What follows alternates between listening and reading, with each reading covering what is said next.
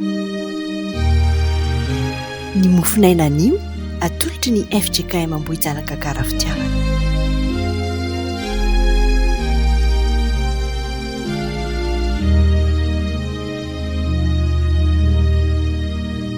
Anio zoma 20 Jona faly mihaonantsika amin'ny alalan'izao mofinaina izao amin'ny Facebook. Izao ry havana. Finaritra ho aminareo any amin'ny fiadanana. Hiara hivavaka isika. Ry tompo tianay eo dia misaotra anao izahay noho ny alehibe amin'ny fitiavanao. Misaotra satria tianay ianao nanome anay izao tombon'androm-pahavelomana izao. Ahafahanay mbola midera sy miantso ny anaranao. Isaoranay izany tompo satria lehibe tokoa ny voninahitra sy ny fitiavanao fa ny fahasoavanao no natoy izao anay.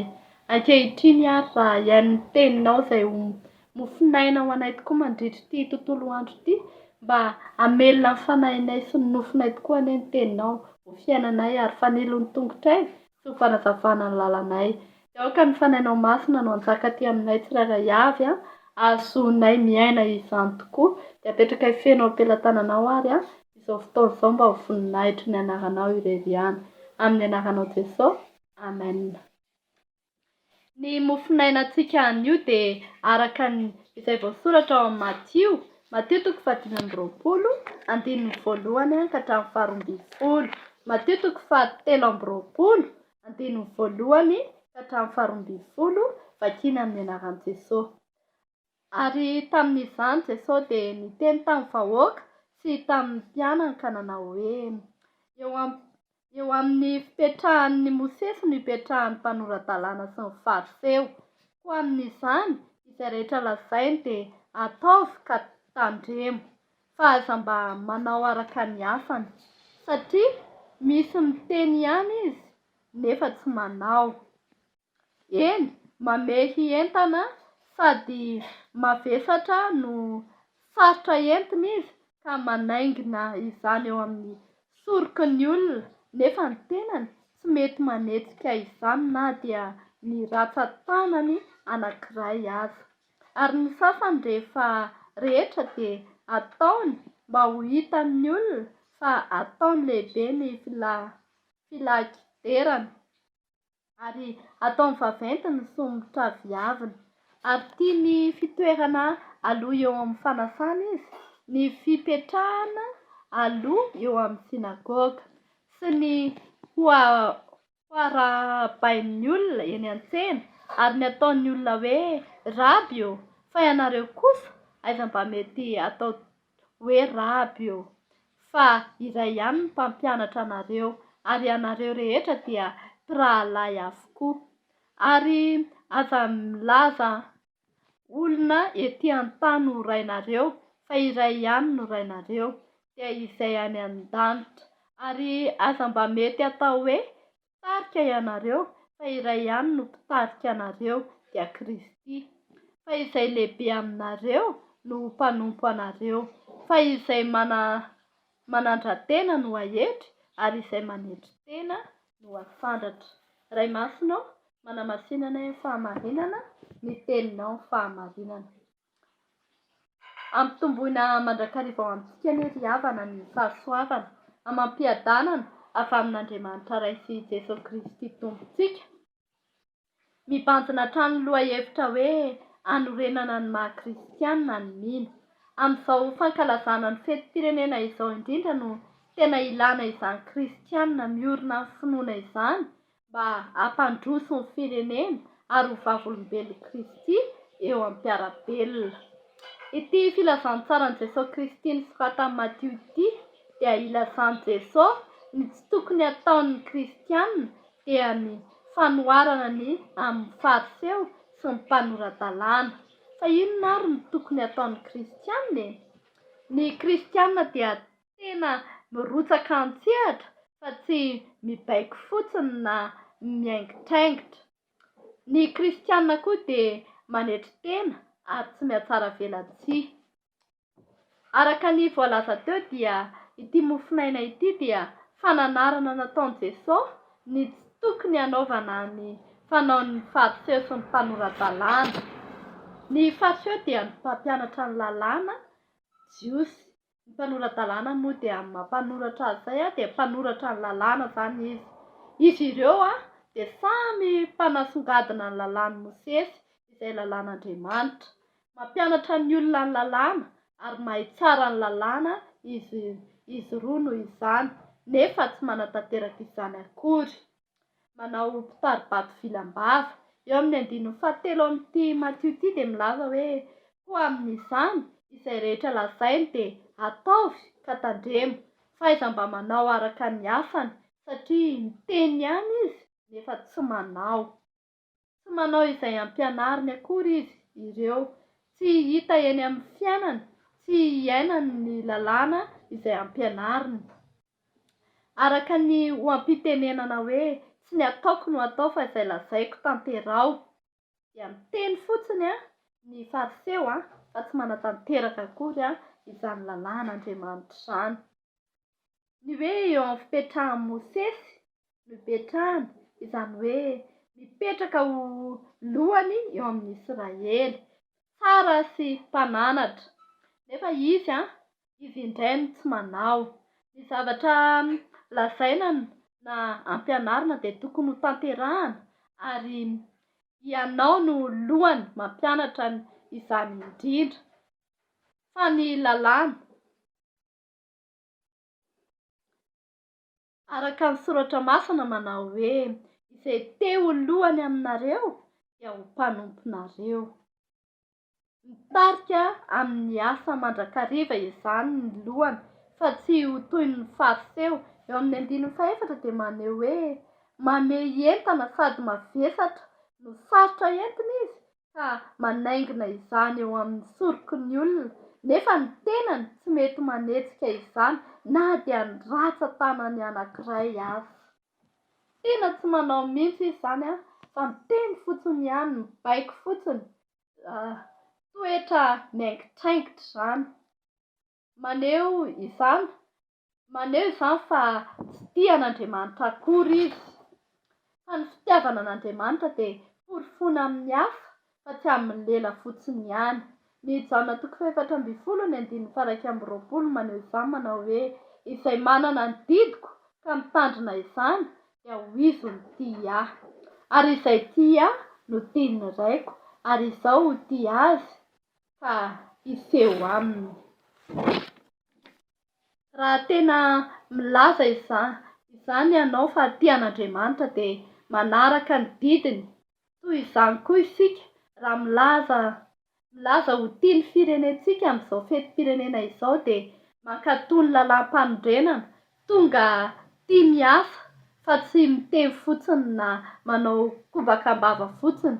Ny mpitondra izay tena mahalala ny lalàna no modelin'ny vahoaka amin'ny fanatanterahana ny asa fa tsy mbola mitoetra ho fariseo mandrakaiky ankehitriny. Ny tena kristianina izany dia olon'ny asa, mankatoy ny teny fa tsy ho mpihaino fotsiny ihany, tsy mibaiko fotsiny ary tsy miaingitraingitra. Eto amin'ity perikopy ihany koa ny 5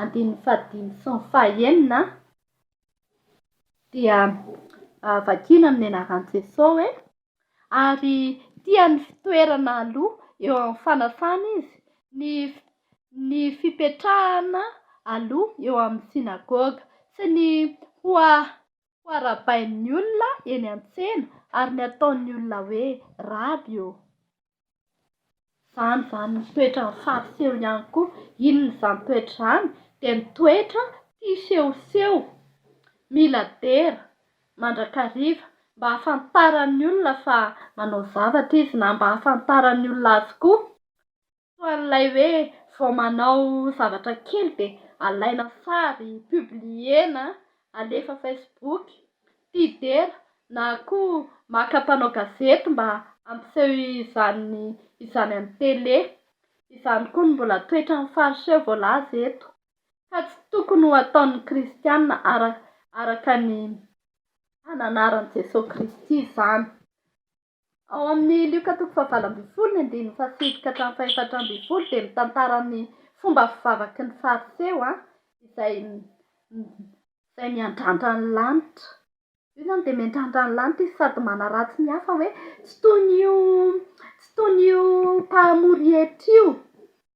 Dia efa nanarany tompo koa izany hoe manaratsy ny hafa izany tokoa dia tsy tokony ataon'ny olona kristianina.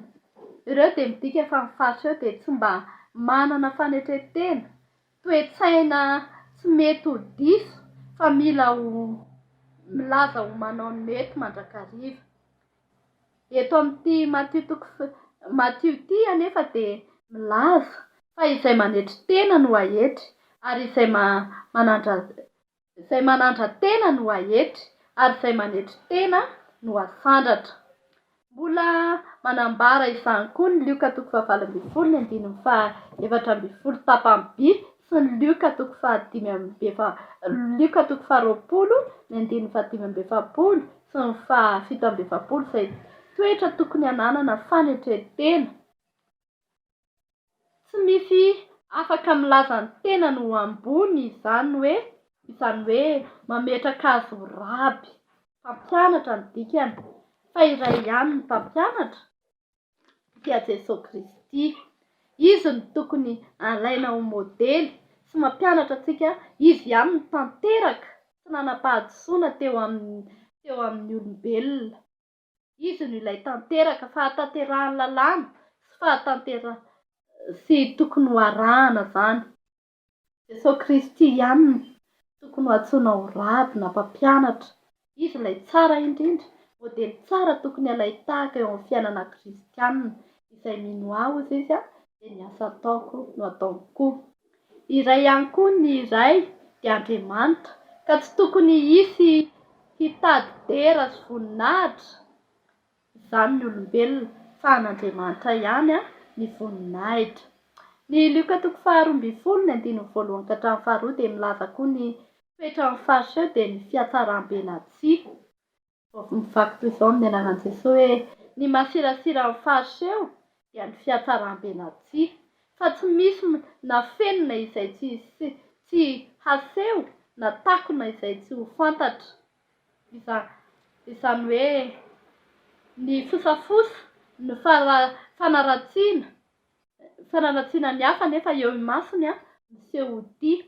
Ireo fariseo ireo sy ny mpanoran-dalàna ireo mantsy dia mikendry hatrany izay hamelezana an'i Jesosy Kristy isan'andro tena nikezaka nampiseho izany nefa dia niseho mandrakariva iteny izany asan'izany.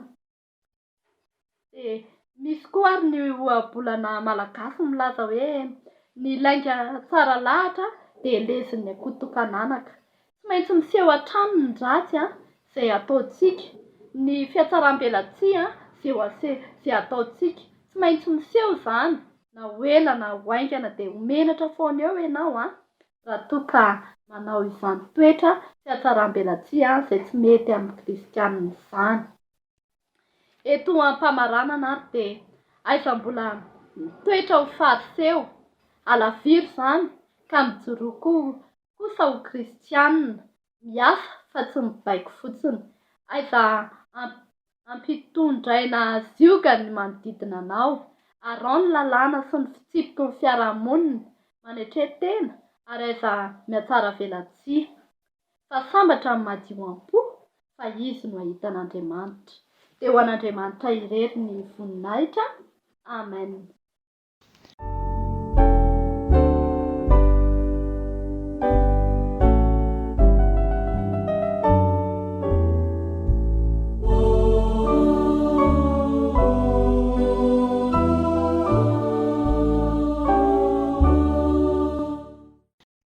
Mivavaka aritsika.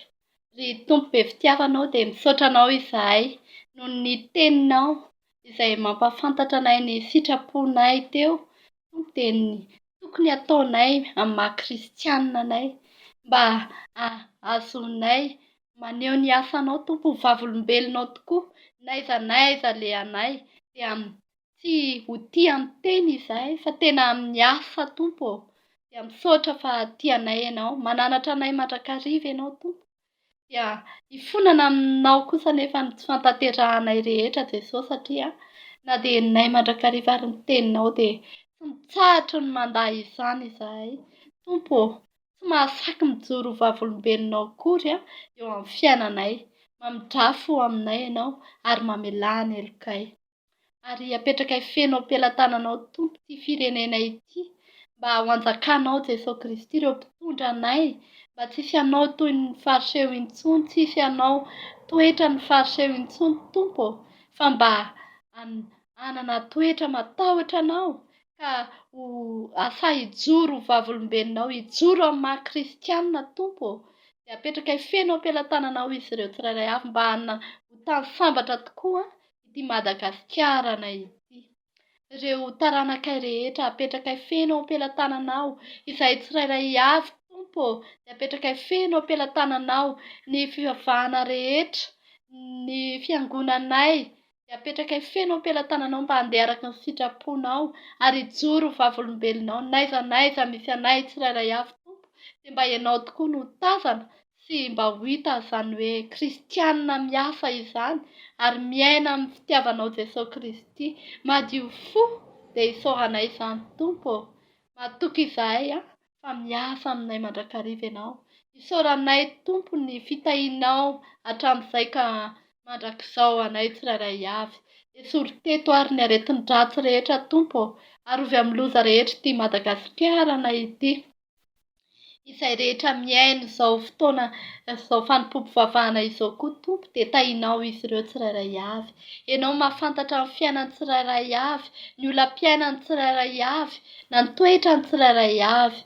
Ianao Tompo no mahalala izany ka metrahanay azy ireo tsirairay avy mba tena handray anao tokoa Jesosy Kristy ary mba hanao anao môdely ho mpampianatra eo amin'ny fiainany ihany koa, mba ho lesim-piainanay eny ny teninao sy ny sitraponao Jesosy Kristy no arahinay. Misaotra Jesosy fa tianay loatra ianao ary hametrahanay izany vavaka izany Tompo, dia mba ho voninahitry ny anaranao ihany izay rehetra nataonay teto. Ary ny vavakay dia akambanay amin'ilay vavaka tsara indrindra nampianarinao manao hoe: Rainay Osy eny an-danitra, mamasinana ny anaranao, ho tonga anie ny fanjakanao, atao anie ny sitraponao, ety an-tany tahaka ny any an-danitra. Meo anay anio ny hanina saza ho anay ary mamelà ny helokay, tahaka ny namelanay izay meloka taminay ary aza mitondra anay amin'ny fakapanao. Fa manafana amin'ny ratsy, anao ny fanjakana sy ny hery ary ny voninahitra mandrakizay. Amen. Raisoarin'ny tso-drano izay atolotry ny Tompo amintsika. Ny fiadanan'Andriamanitra izay mihoatra noho ny fahalalana rehetra, hiaro ny fonareo sy ny hevitrareo ao amin'ny fahalalana sy ny fitiavana an'Andriamanitra sy Jesosy Kristy, Zanany Tompontsika.